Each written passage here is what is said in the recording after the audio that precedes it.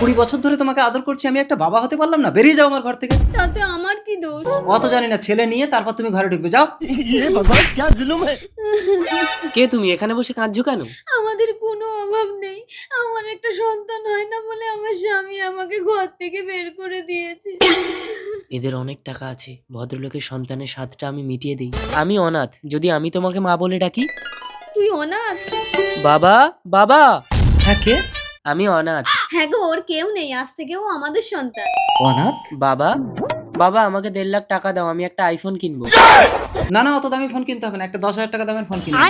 ও মা, বাবাকে টাকা দিতে বলো, না হলে আমি কিন্তু ভাত খাবো না। এই জন্যই তোমার সন্তান হয় না, ছেলে যা চাইছে তা দাও। আচ্ছা ঠিক আছে, দিচ্ছি। এই নে। দাও মা। আমার সোনা, যা ফোন কিনে আন। সেটা, এ ছেলে কিন্তু নিঘাত আমাকে ভিখারি করবে।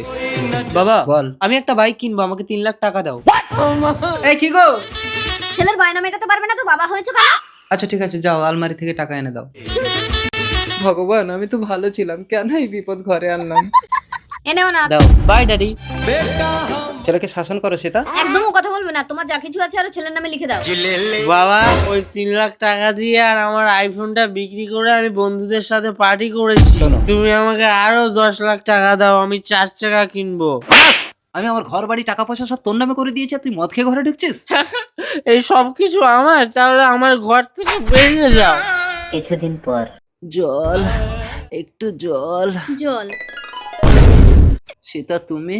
মনে পড়ে আমার সন্তান হয়নি বলে একদিন তুমি আমাকে ঘর থেকে বের করে দিয়েছিলে? সন্তানের স্বাদ মিটেছে তো? অনাথ বিয়ে করে বউ এনে আমাকেও ঘর থেকে তাড়িয়ে দিয়েছে। ছেলে তোমাকেও ঘর থেকে তাড়িয়ে দিয়েছে সীতা, তাহলে এই জলটা তুমি হাফ খাও, আমি হাফ খাই। जिंदगी की राहों में